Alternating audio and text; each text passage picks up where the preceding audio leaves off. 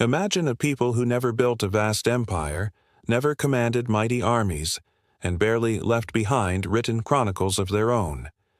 And yet their fingerprints remain everywhere, in every letter we write today, in the sea routes that once carried the world's treasures, even in the royal purple that crowned kings and emperors.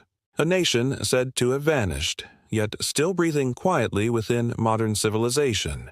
Who were they truly? The story of the Phoenicians is not just about the past. It is a reminder that influence is not always loud, and greatness does not always come with crowns or armies. Continue reading and see how their legacy still whispers across time. Don't skip, because by the end of this journey, you'll see how a forgotten people quietly shaped the way we live today. Trust me, you won't want to miss it. When we speak of ancient civilizations, our minds often travel to the grand pyramids of Egypt, the bustling streets of Mesopotamia, or the marble temples of Greece. Yet, tucked quietly along a narrow strip of land between the Mediterranean Sea and the Lebanon mountains, another people were rising. Small in number, modest in territory, but destined to leave a mark far greater than their size would suggest. These were the Phoenicians, the masters of the sea. The Phoenician homeland stretched along the eastern Mediterranean coast in what is today Lebanon, parts of Syria, and northern Israel. It was not a land of great fertile plains or wide rivers. Unlike Mesopotamia with its Tigris and Euphrates, or Egypt with the Nile, the Phoenicians had only a thin ribbon of arable soil squeezed between mountains and the sea. The mountains were rich with cedar forests, and the coastline was dotted with natural harbors. But farmland was scarce, and survival demanded ingenuity. The land itself seemed to whisper to its people, "Look to the sea." From this geography, the character of the Phoenicians was shaped. They became skilled in crafts, merchants of rare goods, and above all, sailors who could read the stars and tame the waters of the Mediterranean. The sea was not a barrier for them. It was an open road, a pathway to opportunity. The earliest Phoenician cities, Byblos, Sidon, and Tyre, began as small settlements. Each city-state was independent, with its own king, priests, and traditions, but they were bound together by shared culture and language.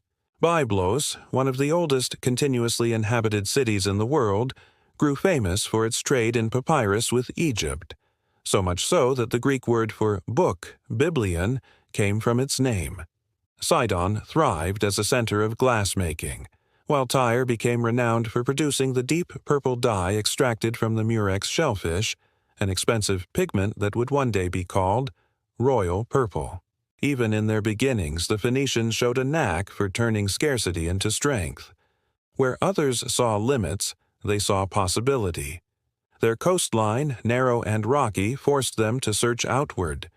Their cedar forests, tall and strong, became prized timber for building ships that could endure long voyages. And their location, between the great powers of Mesopotamia and Egypt, placed them at the crossroads of civilizations, where trade and ideas flowed constantly. Culturally, the Phoenicians inherited much from their neighbors. They adopted aspects of Mesopotamian religion, worshipping deities such as Baal and Astarte, gods of fertility, storms, and the sea. They borrowed artistic styles and architectural techniques, blending them into something distinctly their own. But they also innovated. Their ship designs were advanced, with curved hulls for speed and stability. Their merchants carried not only goods but also knowledge, spreading stories, inventions, and customs across distant shores. In the earliest centuries, the Phoenicians were not yet the masters of the Mediterranean. They were still learning to extend their influence, still carving out their place in history. But already the seeds of greatness had been planted. Their geography had taught them resilience. Their lack of farmland had pushed them to trade. Their forests had given them ships, and the sea, always before their eyes, had given them a vision. Imagine standing on the shore of Byblos around 3000 BCE. The air is thick with the smell of salt and resin from cedar logs ready to be shipped. Small boats bob in the harbor, their sails ready to catch the wind. Merchants shout in many languages, for even at this early stage, Byblos was connected to faraway lands. Egyptian scribes came here to trade, carrying gold and linen. Traders from Mesopotamia arrived with silver and precious stones. In return, the Phoenicians offered cedar wood, crafted goods, and the promise of skilled seamanship. This constant contact with other peoples made the Phoenicians unique. They were never isolated. They were born into a world of exchange, where survival depended on adaptability. Unlike larger empires, they could not afford to conquer and hold vast territories. Their strength lay not in armies, but in connections, links forged across waters.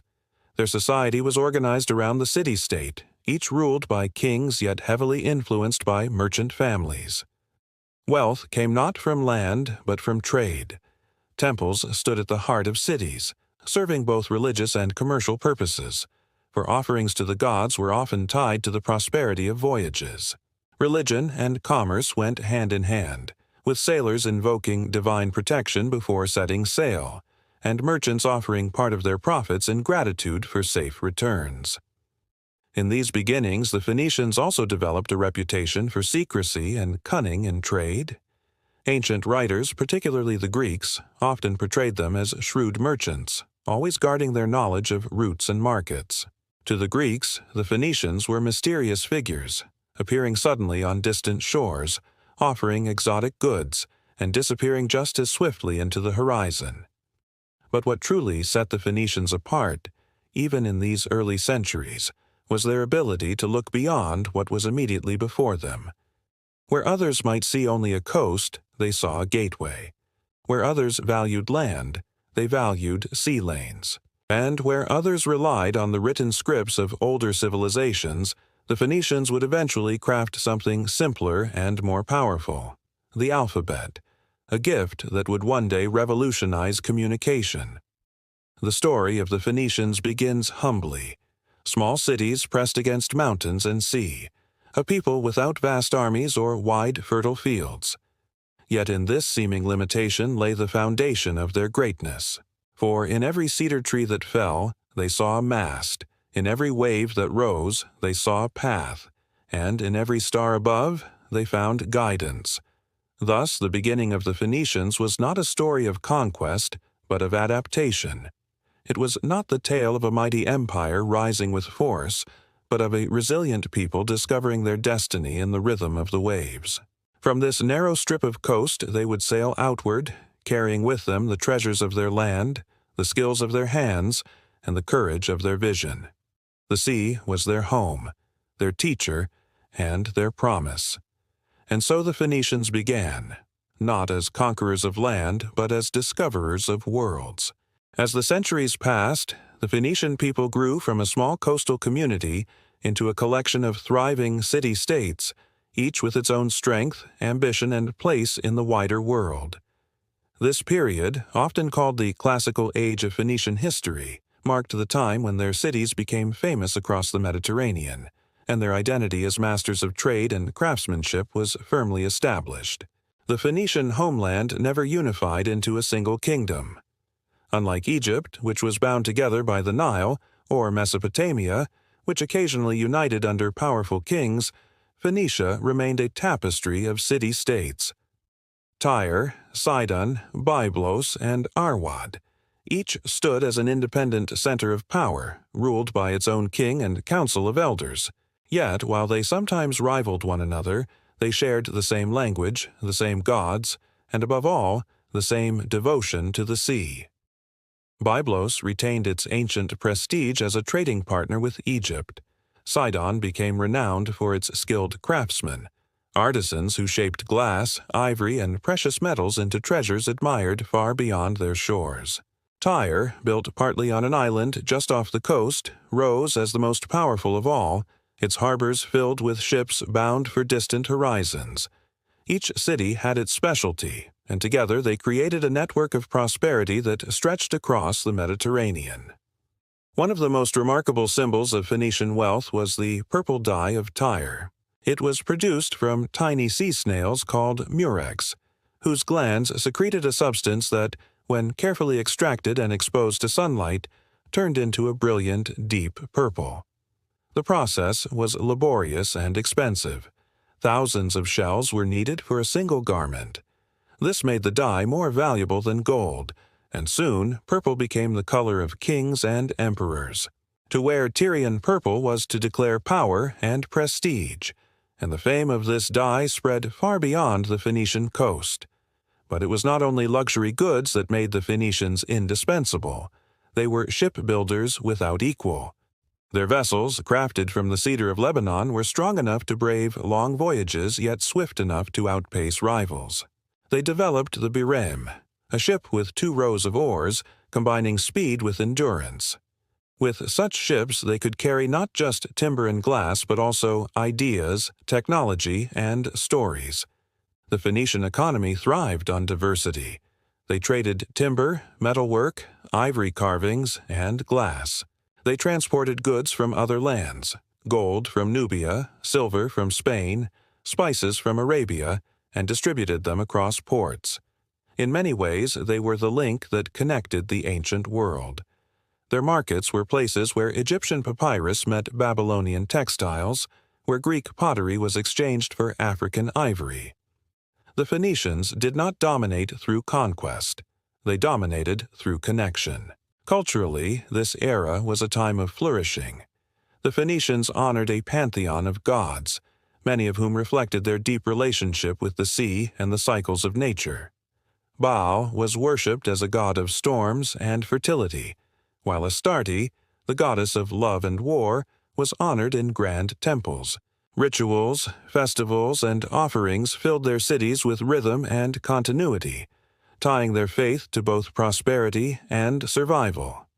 In their classical age, the Phoenicians also began to simplify one of humanity's most powerful tools: writing. Building on the complex scripts of Mesopotamia and Egypt, they created an alphabet consisting of simple signs that represented sounds rather than whole words or syllables. This innovation made writing more accessible, and traders could now record contracts, inventories, and agreements with ease. Later, the Greeks would adopt this system, adding vowels and shaping it into the alphabet that much of the modern world still uses today. In this quiet innovation, the Phoenicians gave humanity a tool more enduring than any ship or die. The classical age of Phoenicia was not without challenges.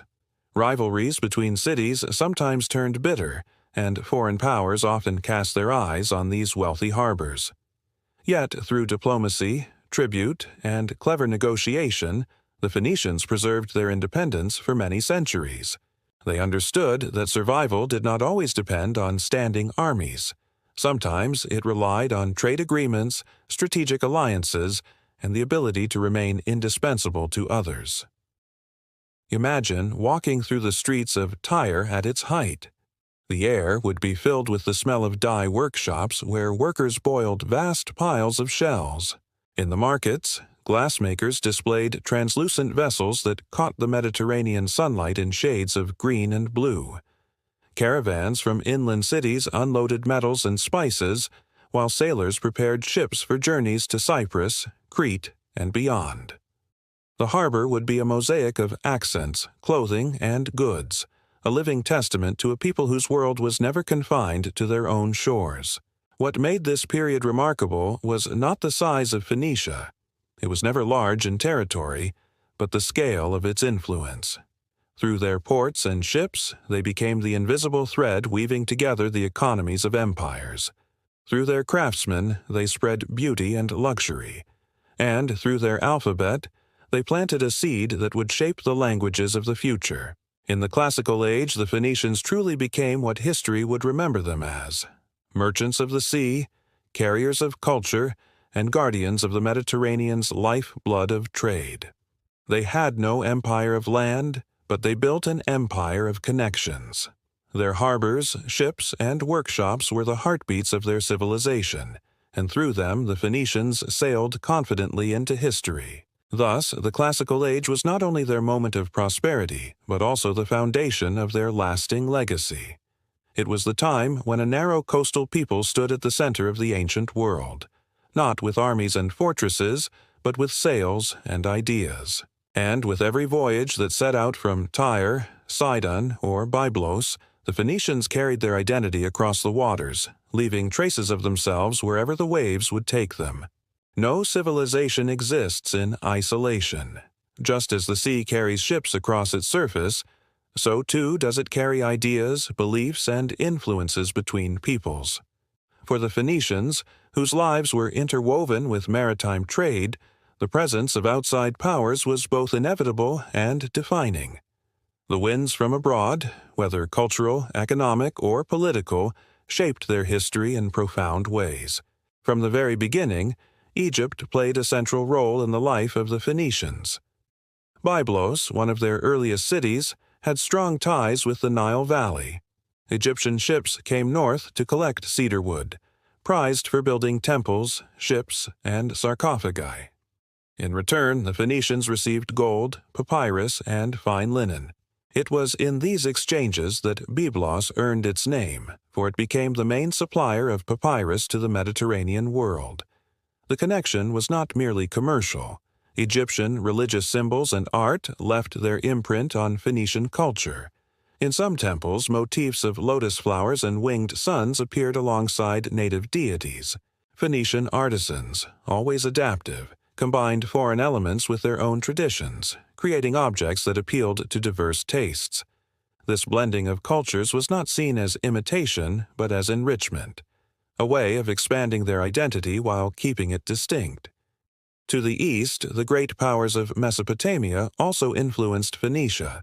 Assyrian records mention tribute from Tyre and Sidon, evidence of the constant negotiation between small coastal cities and vast inland empires. At times, Assyrian kings demanded heavy tribute, forcing the Phoenicians to provide timber, silver, or ships for military campaigns. Though burdensome, these demands also ensured Phoenicia remained linked to the powerful centers of the Near East. Farther west, the Phoenicians encountered the rising Greek world. In these interactions, we see not domination, but exchange.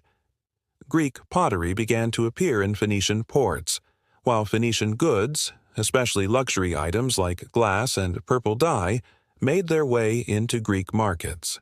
More importantly, the Greeks borrowed heavily from the Phoenician alphabet, reshaping it into their own system of writing. In this way, a bridge of language was built across the sea, one that would later connect to Latin and eventually to many scripts of the modern world. Religion, too, was touched by foreign winds. While the Phoenicians worshipped Baal, Astarte, and Melkart, they were also quick to recognize similarities with the gods of others. Melkart, the chief god of Tyre, became closely associated with Heracles in Greek culture. Astarte was likened to Aphrodite, goddess of love. This openness allowed Phoenician deities to travel abroad, carried by sailors and merchants, and to merge with local traditions wherever colonies were established. But outside influence was not always gentle. With prosperity came attention, and with attention came pressure. Empires such as Assyria, Babylon, and later Persia sought control of Phoenicia's ports, recognizing their importance in trade and naval power. Often, the city-states had little choice but to yield, offering tribute in exchange for protection or at least survival. Yet even under foreign rule, the Phoenicians preserved their character. They became valued allies, not only as providers of wealth but also as shipbuilders and navigators for imperial fleets. It is worth imagining how a Phoenician merchant might have experienced these winds from abroad. Standing on the deck of his ship in Sidon's harbor, he would see Egyptian gold weighed on the scales, Greek amphorae filled with wine stacked beside cedar planks, and Assyrian officials counting tribute. His world was one of constant negotiation, where identity was not rigid but flexible. For him, being Phoenician meant being open to the influences of others while never losing the skills and vision that made his people unique. This adaptability became their strength. While some civilizations rose and fell with the fortunes of empire, the Phoenicians endured by weaving themselves into the lives of others. They did not resist outside influence with walls. They embraced it with sails. Their cities became cultural crossroads, places where an Egyptian might meet a Greek, where a Babylonian might bargain with a Cypriot.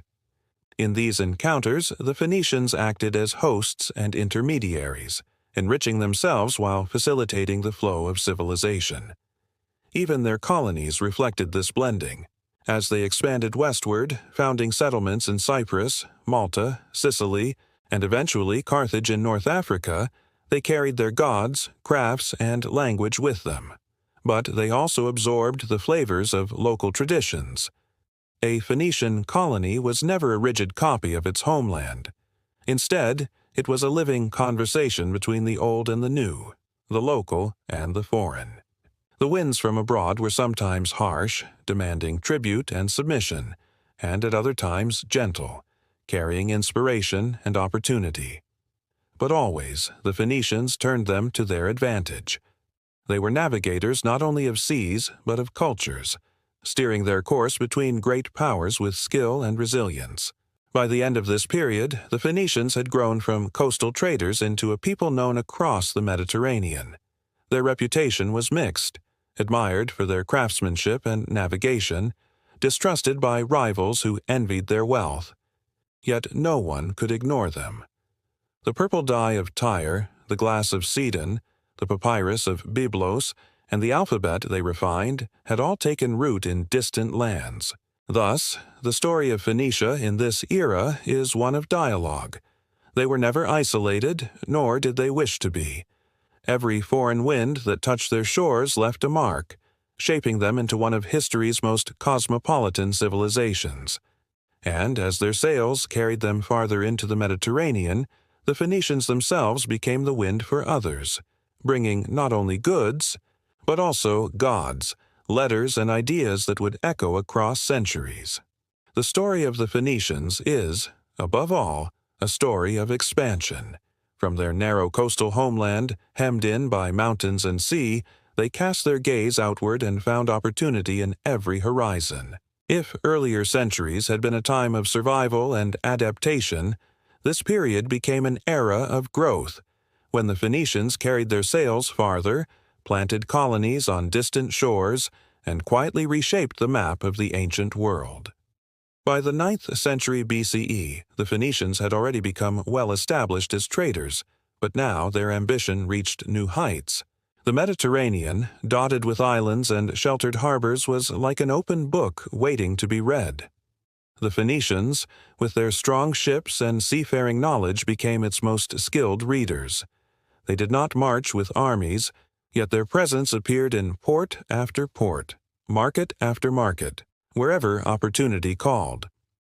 One of the most significant developments of this era was the founding of colonies. Unlike the great empires of the time, the Phoenicians did not seek to control vast inland territories. Instead, they established small strategic settlements, each serving as a link in the chain of their maritime network.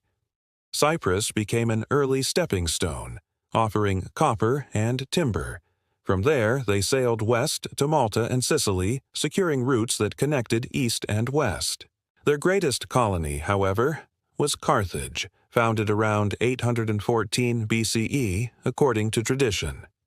Situated on the coast of North Africa, near modern-day Tunis, Carthage began as a modest settlement of Tyrian traders. Yet its location was perfect: a sheltered bay, fertile hinterlands, and proximity to major sea routes. Over time, Carthage grew into a powerful city in its own right, destined to outshine even its Phoenician ancestors. What began as an outpost for trade would one day challenge Rome itself for mastery of the Mediterranean. But colonies were not only about power, they were also about connection. Each settlement acted as a marketplace where goods from the east mingled with those of the west. From Spain came silver and tin, from North Africa ivory and grain, from Sardinia metals, and from the Levant purple dye and glass. The Phoenicians were like skilled weavers, taking threads from distant lands and weaving them into a tapestry of commerce. It was during this period, too, that their technological achievements in navigation and shipbuilding reached new heights. The Phoenicians are credited with some of the earliest use of the North Star for navigation. allowing them to travel farther with greater certainty. Their ships grew larger and sturdier, capable of carrying both cargo and passengers across long distances. The bireme, with its 2 levels of oars, gave them speed and maneuverability unmatched by rivals. With such tools, the Mediterranean was no longer a barrier but a highway. Their alphabet, too, spread during this era of growth. Designed with simplicity and efficiency, it contained only a few dozen characters, each representing a single sound. This made writing easier to learn and quicker to use compared to the complex cuneiform of Mesopotamia or the hieroglyphs of Egypt. Traders and sailors could now keep records without years of training. As the Phoenicians traveled, they carried this alphabet with them, teaching it to others. The Greeks adopted it, adding vowels, and from Greek came Latin. In this way, the humble signs of Phoenician scribes became the foundation of modern alphabets, a gift that has endured for millennia. Religion also traveled with them. In Carthage, the god Melkart of Tyre became known as Baal-Hamon, and Astarte continued to be worshipped as Tanit. Colonists carried their rituals across the sea, adapting them to new landscapes while preserving their essence. Temples stood not only as places of worship but also as centers of community life, where faith and commerce intertwined. Life in this era of growth must have been vibrant. Imagine standing in a Phoenician harbor at dusk as ships returned from long voyages. Sailors unload amphorae filled with olive oil from Greece, ingots of silver from Spain, or exotic animals from Africa. Merchants haggle in a dozen languages, scribes record transactions in Phoenician letters, and priests give thanks for safe journeys. Children grow up hearing stories of lands across the sea, their imaginations filled with visions of distant horizons. For the Phoenicians, the Mediterranean was not a faraway world, but their neighborhood. This expansion also brought them into contact with new peoples, some friendly, others competitive. The Greeks, rising in influence, became both trading partners and rivals. To the west, the Etruscans of Italy shared markets with them. Even beyond the Pillars of Hercules, what we now call the Strait of Gibraltar, there are tales that Phoenician ships ventured into the Atlantic, reaching as far as Britain for tin, and perhaps even exploring the coasts of Africa. Whether myth or fact, such stories reveal the adventurous spirit that defined them. And yet, growth was never without its challenges. The more colonies they founded, the more they had to protect. Rivalries between city-states sometimes weakened their unity, and foreign empires continued to exert pressure. Still, the Phoenicians proved resilient. They were not conquerors, but connectors, and in that role they flourished. Looking back, this era of growth reveals the true genius of the Phoenicians. With limited land, they built a world-spanning network. With small numbers, they created influence far beyond their size. With no empire in the traditional sense, they wove together a Mediterranean community that exchanged not only goods, but also cultures and ideas. Their legacy from this period is enormous. The alphabet that shaped human communication, the colonies that became great powers, the trade routes that linked east and west, all were born from this age of expansion. The Phoenicians proved that greatness does not always come from vast armies or sprawling territories. Sometimes it comes from sails, ships, and the courage to follow the horizon. Thus, in their era of growth, the Phoenicians left behind the image of a people who were never confined by the limits of their land. They became explorers of possibility, planting their influence in every corner of the Mediterranean. And though centuries would bring new struggles, this was the moment when they truly rose. Masters of the sea, carriers of civilization, and the quiet architects of the world that would follow. For centuries, the Phoenicians had sailed with confidence, their ships carving paths across the Mediterranean, their markets rich with goods, their colonies thriving. Yet even the most skillful navigators cannot always command the winds. The same openness that brought them wealth, connections with distant lands, trade with mighty empires, also brought storms of a different kind. demands, rivalries, and conflicts that tested their endurance. The Phoenicians, masters of resilience, now entered an age of struggle. The heart of this challenge lay in geography. Phoenicia's narrow coastline made it a natural highway for conquerors moving between Mesopotamia and Egypt. Where armies marched, the Phoenicians could not resist with walls or soldiers. Their strength had always been the sea, but on land they were vulnerable. Thus, great powers turned their gaze upon them, and one by one, the city-states were drawn into the orbit of empires. The Assyrians were among the first to exert control. From their inland capitals, Assyrian kings demanded tribute, timber, metals, purple dye, and, most importantly, ships. Phoenician fleets became vital to Assyrian campaigns, carrying supplies and sometimes even soldiers across waters. At times, Tyre and Sidon resisted, refusing to yield entirely. Yet resistance often brought harsh reprisals, forcing them into uneasy submission. Still, the Phoenicians endured, using diplomacy and their indispensable maritime skills to maintain a measure of independence. When the Assyrian Empire waned, the Babylonians rose in its place. They too looked to Phoenicia, recognizing its ports as gateways to the Mediterranean. The siege of Tyre by King Nebuchadnezzar II became legendary. 13 years of pressure against the island city. Yet Tyre, shielded by the sea, held firm. Though it eventually accepted Babylonian authority, the city demonstrated a resilience that became part of its identity. Even under immense pressure, the Phoenicians found ways to survive. Internal rivalries also added to their struggles. Sidon and Tyre, though bound by shared culture, often competed fiercely. One might ally with a foreign empire while the other resisted, weakening their collective strength. The independence of each city-state, once a source of creativity and adaptability, now made unity difficult.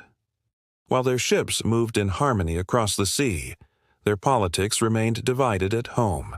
The arrival of the Persians in the 6th century BCE brought both opportunity and burden. Under Cyrus the Great and later Darius III, Phoenicia was folded into the vast Persian Empire. Yet here, unlike under the Assyrians or Babylonians, the Phoenicians thrived in new ways. Recognizing their unmatched skill at sea, the Persians granted them a privileged role. Phoenician ships formed the backbone of the Persian navy, sailing as far as Greece during the famous wars of the 5th century BCE.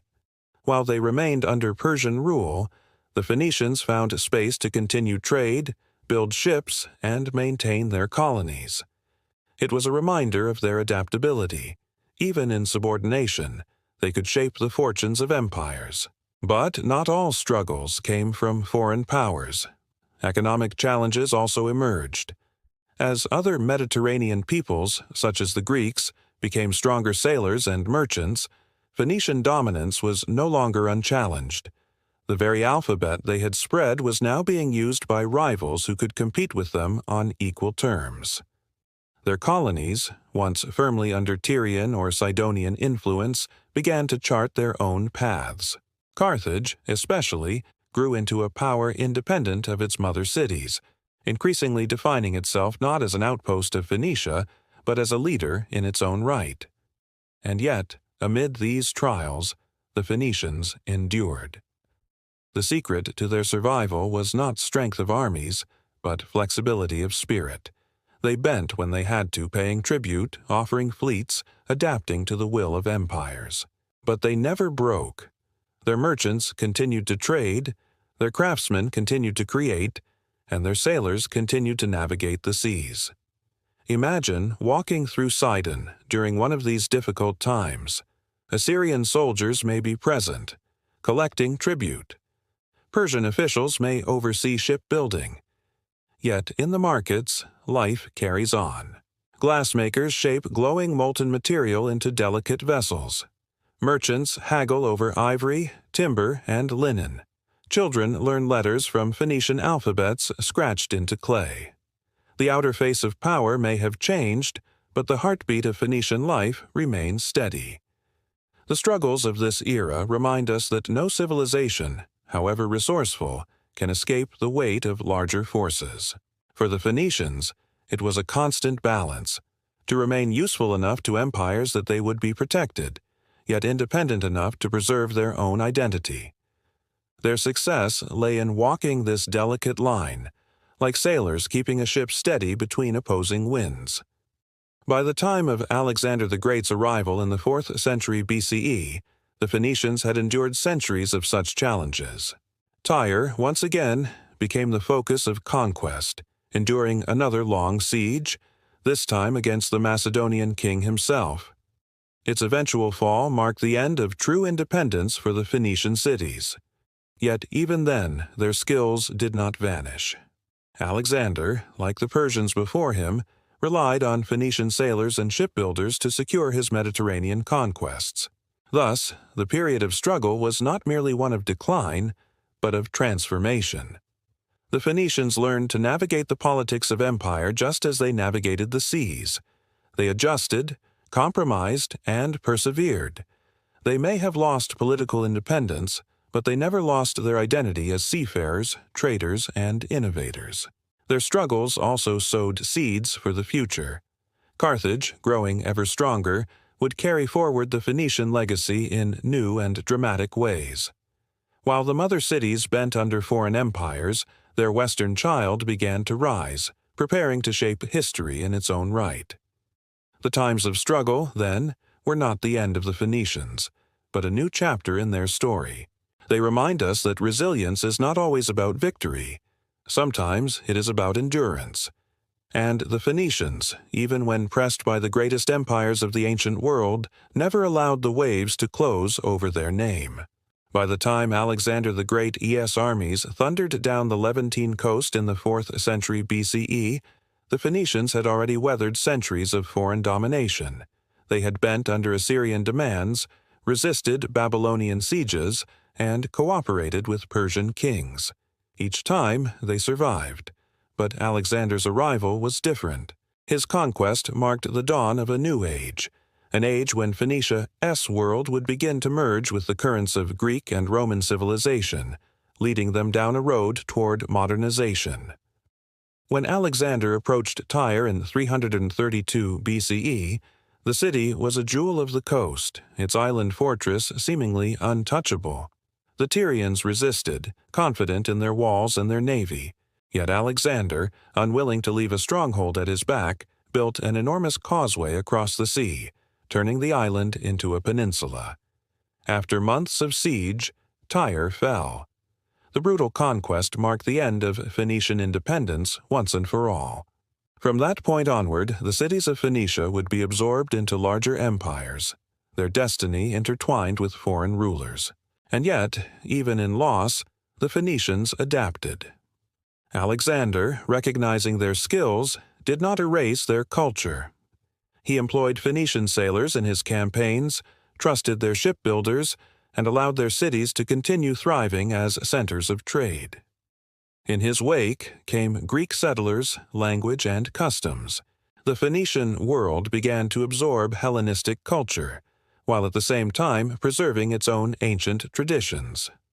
The blending of cultures was most visible in the cities. In Byblos, temples dedicated to native gods stood alongside structures in Greek style. In Sidon, Greek art and coins circulated, yet the purple dye industry continued much as it had for centuries. Phoenician merchants learned to speak Greek, while Greek newcomers adopted Phoenician seafaring practices. It was not a story of erasure, but of fusion, a meeting of traditions that carried the Phoenicians forward into a new era. Religion, too, reflected this transformation.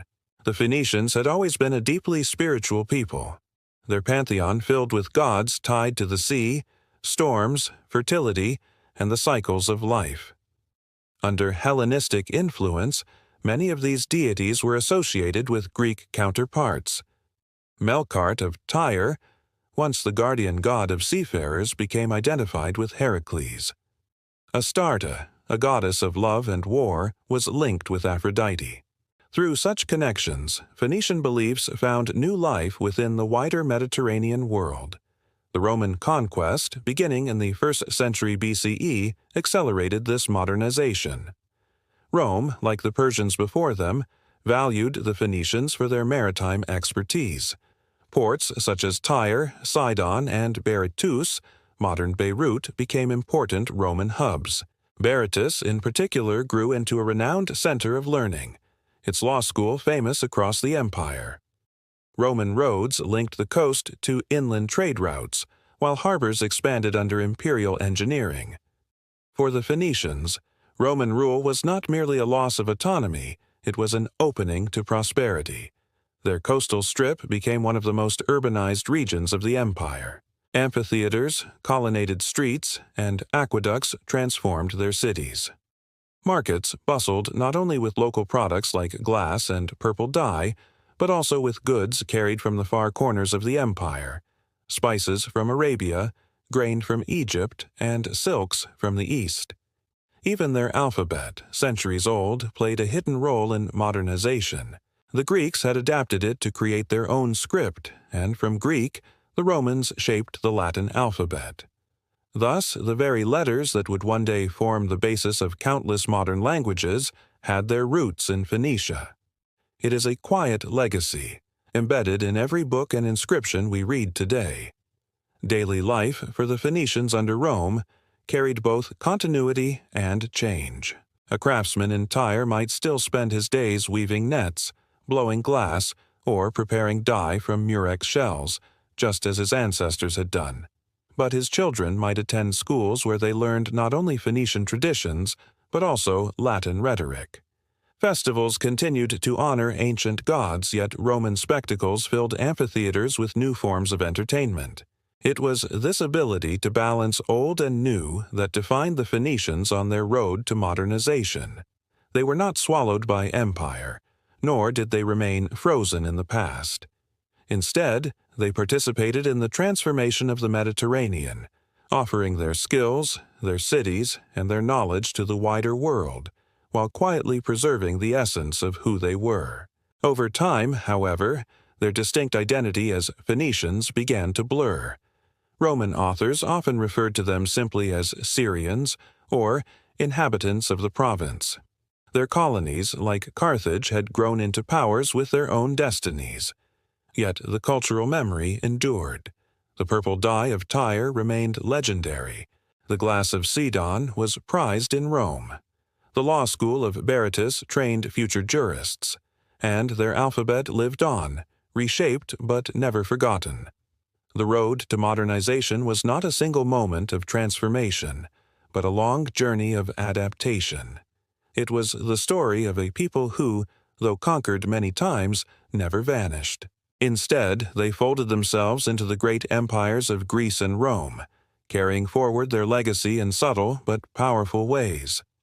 If one were to stand on the shores of Phoenicia in the early centuries of the Common Era, one would see ships sailing as they always had, but now under Roman banners. One would hear Latin and Greek mingling with local dialects in the markets. One would walk streets lined with Roman columns but still find shrines to ancient Phoenician gods. Modernization, for the Phoenicians, did not mean abandoning their past, it meant weaving it into the fabric of the future.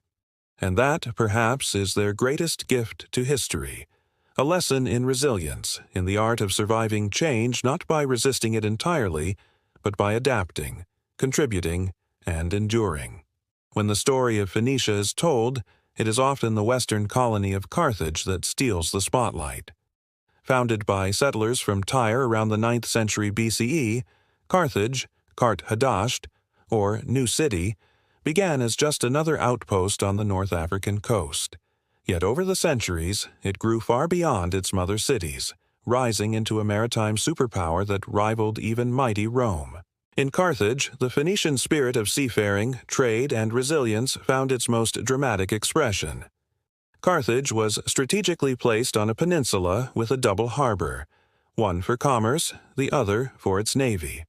This design alone speaks volumes about Carthaginian priorities. Like their Phoenician ancestors, they lived and breathed the sea. From this base, Carthaginian traders extended networks across the Mediterranean, controlling routes from Spain to Sicily, and even venturing into the Atlantic. The wealth that poured into Carthage from trade was legendary, funding monumental walls, temples, and bustling marketplaces. But Carthage was not merely a port, it was an empire in its own right.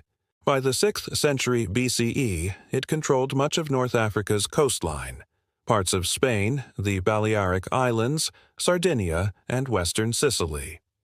Colonies and allies dotted the Mediterranean, tied together not by brute force alone, but by a shared economic system centered on trade and tribute. In many ways, Carthage was the ultimate expression of what the Phoenicians had always been, a civilization bound together by ships, harbors, and commerce. At the heart of Carthaginian identity was continuity with Phoenician traditions. The gods of Tyre and Sidon, Melkart, Tanit, and Baal Hammon remained central in Carthage. Temples to these deities rose above the city, blending local African influences with Phoenician rites. Their language, Punic, was a descendant of Phoenician, spoken for centuries even under Roman rule. Their alphabet, like that of their ancestors, was used in trade, inscriptions, and official life. Yet Carthage also adapted, developing new strengths that set it apart from its motherland. Unlike the relatively small city-states of Phoenicia, Carthage built a vast standing navy and armies of mercenaries from Iberia, Gaul, and North Africa.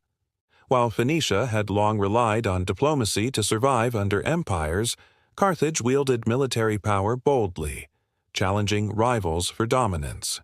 This boldness brought them into inevitable conflict with Rome.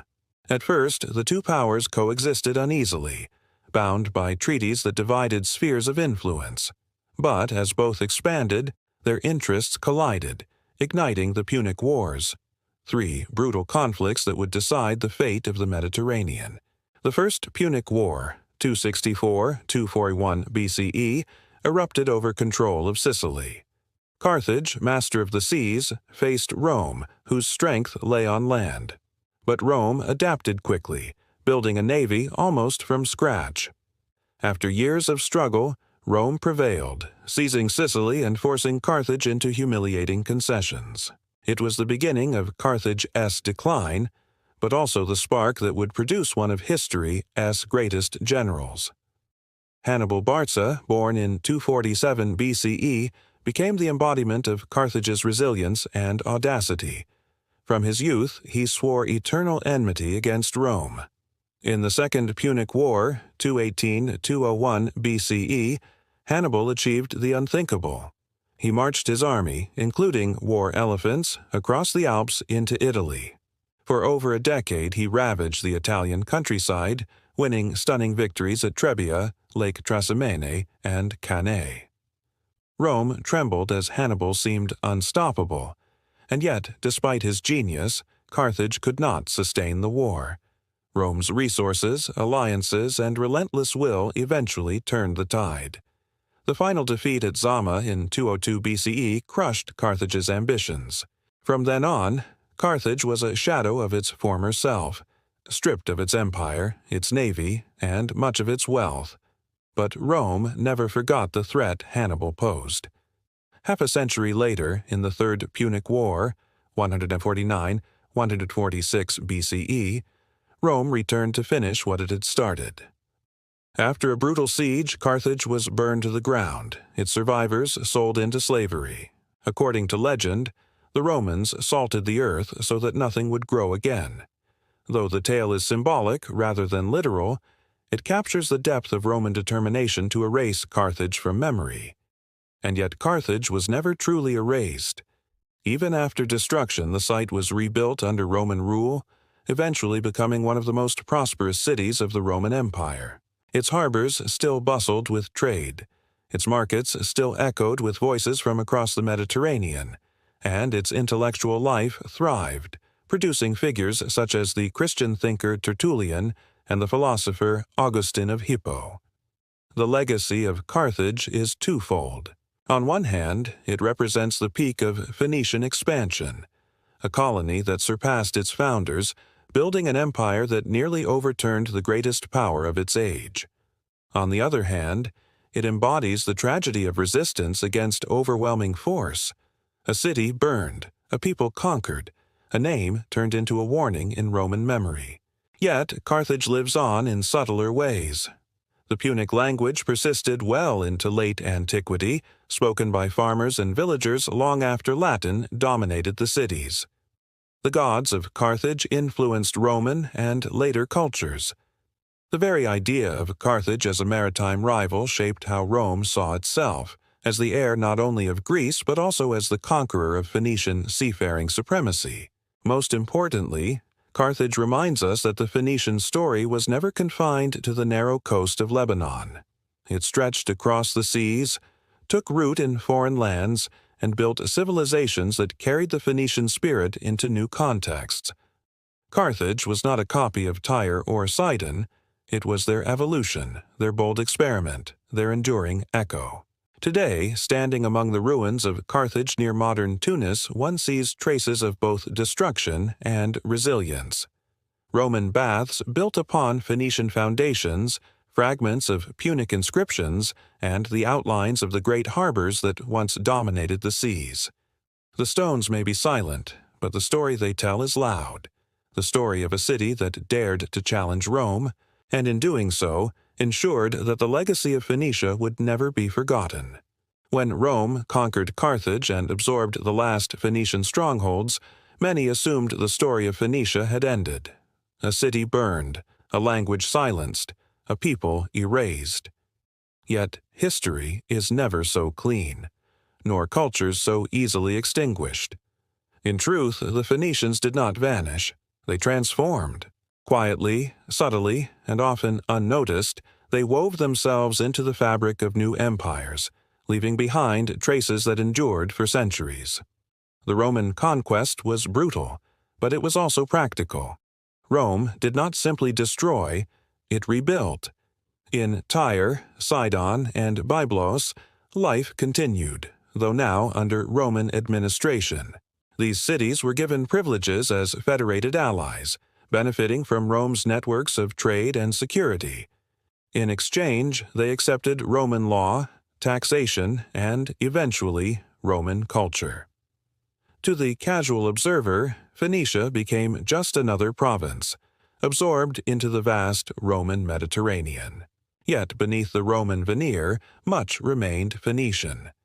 The Punic language, descended from the Phoenician tongue, continued to be spoken in North Africa for centuries. Farmers, merchants, and fishermen still counted their goods, measured their fields, and whispered prayers in the language of their ancestors. Even Roman writers acknowledged that Punic was alive and well long after Carthage's destruction, with St. Augustine, in the 5th century CE, noting that his neighbors in North Africa still spoke it fluently. Religion, too, revealed the persistence of Phoenician identity. The gods of Phoenicia, Baal-Hamon, Tanit, Melkart, did not vanish overnight. They blended with Roman and local deities, transforming but never disappearing entirely. In Carthage, shrines to Tanit became associated with the Roman goddess Juno. Melkart merged with Hercules, a fusion so seamless that Roman travelers sometimes could not tell where one ended and the other began. This syncretism allowed Phoenician faiths to endure in disguised forms, hidden within the dominant Roman pantheon. Culturally, Phoenician influence rippled outward in subtle but profound ways. Their alphabet, already spread across the Mediterranean, found new life through Greek and Latin adaptations. Every Roman inscription, every decree carved in marble, every scroll copied in a scribe's hand, these all bore the distant imprint of Phoenician innovation. Without the alphabet of the Levant, Rome's legal codes, literature, and records might never have reached such heights. In this sense, the Phoenician spirit lived on in the very letters that carried Rome's voice. Economically, Phoenician traditions of seafaring and trade persisted as well. The Roman Empire inherited the maritime routes first carved out by Phoenician merchants. Ports in Tyre and Sidon remained crucial hubs for glass, purple dye, and luxury goods. Roman aristocrats draped themselves in Tyrian purple, unaware, or perhaps uninterested, that this dye was the lifeblood of Phoenician identity for over a millennium. The empire that once sought to erase Phoenicia now relied on its crafts and commerce. But with each generation, the Phoenician identity softened, blending into something new. Young men in Phoenician cities served in the Roman legions, fought under Roman banners, and returned speaking Latin. Merchants adopted Roman coinage and laws, learning to present themselves as loyal subjects of the empire. Local elites sent their children to Roman schools, where they read Virgil and Cicero rather than the myths of Melkart. Slowly, what had been distinctly Phoenician became simply Roman. This process was not unique. Rome's genius lay not only in conquest, but in absorption. The same fate befell Greeks, Egyptians, and countless others. Yet the Phoenicians' transformation carried a special irony. The people who had once been everywhere, traders, sailors, colonists across the seas, were now dissolving into a larger whole. The wanderers became settled, their uniqueness diluted, their legacy hidden beneath Roman grandeur. And yet whispers of their past never fully disappeared. In North Africa, Punic inscriptions continued to appear as late as the 2nd century CE. In the Levant, craftsmen still signed their names in Semitic letters alongside Latin. In rural shrines, offerings were left to gods that bore Phoenician names. Even as cities became Roman, the countryside remembered. Over time, however, memory faded. By the early medieval period, the Punic language was gone, replaced by Latin and later Arabic. The great temples of Bel and Tanit crumbled, their stones repurposed into churches and mosques. Tyre and Sidon remained important ports, but their Phoenician roots were obscured beneath layers of Roman, Byzantine, and Islamic rule. To most, the Phoenicians became a people of the past, remembered only in fragments by ancient historians.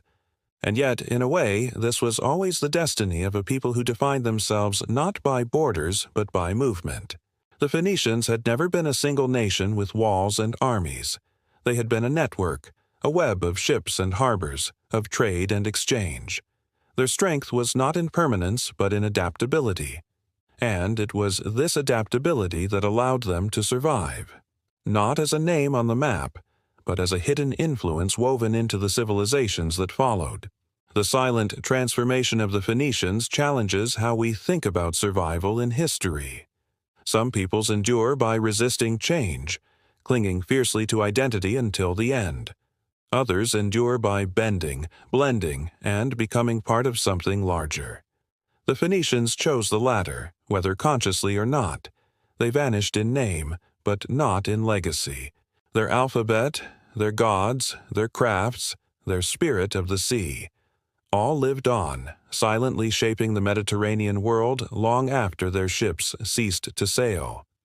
Today, when we walk through the ruins of Roman Carthage or the streets of Tyre and Sidon, we are tempted to see only the layers of empire: Roman, Byzantine, Arab, Ottoman. But beneath each layer lies the ghost of Phoenicia, whispering through stones, through words, through ideas. Their transformation was silent, but their presence endures. The Phoenicians remind us that history is not only written in victories and conquests, but in the quiet persistence of culture. Even when names fade and cities fall, the essence of a people can live on, hidden in alphabets, whispered in prayers, dyed into the purple cloth of emperors. Thank you for joining us on this journey into the hidden legacy of the Phoenicians. History becomes far more alive when we uncover the voices of those who were nearly forgotten, yet whose influence still shapes our world today. If you enjoyed this story and would like to explore more forgotten civilizations, fascinating theories, and timeless lessons from the past, don't forget to subscribe and follow us. Your support helps us continue bringing history's quietest whispers back to life. Until the next chapter, stay curious and let the past guide your journey forward.